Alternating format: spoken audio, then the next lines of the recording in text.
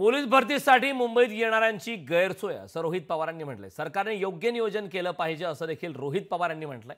पाऊस झाला तर भरती घेणार नाही असं सांगितलं होतं।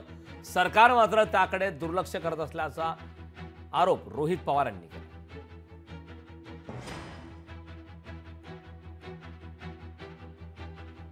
पोलीस भरती संदर्भात आरोप प्रत्यारोप झाले, दावे प्रतिदावे करण्यात आले। पोलीस भरतीवरती टीका देखील करण्यात आली। भर पावसाळ्यात पोलीस भरती घेताना विद्यार्थ्यांचे मात्र हाल होत आहेत अशी टीका करण्यात आली आणि अखेर सरकारकडून हा शब्द देण्यात आला, पाऊस झाला तर भरती घेणार नाही।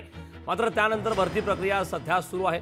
सरकारने योग्य नियोजन करावे। पोलीस भरतीसाठी मुंबईत येणाऱ्यांची मोठ्या प्रमाणात गैरसोय होते, त्यांच्यासाठी सुद्धा सुविधा कराव्या अशी मागणी आमदार रोहित पवार यांनी केली।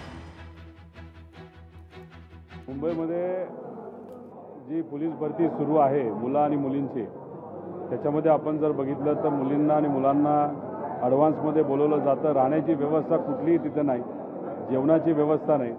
अशामध्ये इथं असणाऱ्या विद्यार्थ्यांना आणि जे उमेदवार आहेत त्यांना खूप मोठ्या प्रमाणात अडचणी ह्या सोसाव्या लागतात। जर पोलीस विभागाने योग्य असं नियोजन केलं असतं तर या मुलामुलींना अडचण आली नसती, पण कदाचित या लाडक्या मुलामुलींकडे या सरकारचं लक्ष नाही।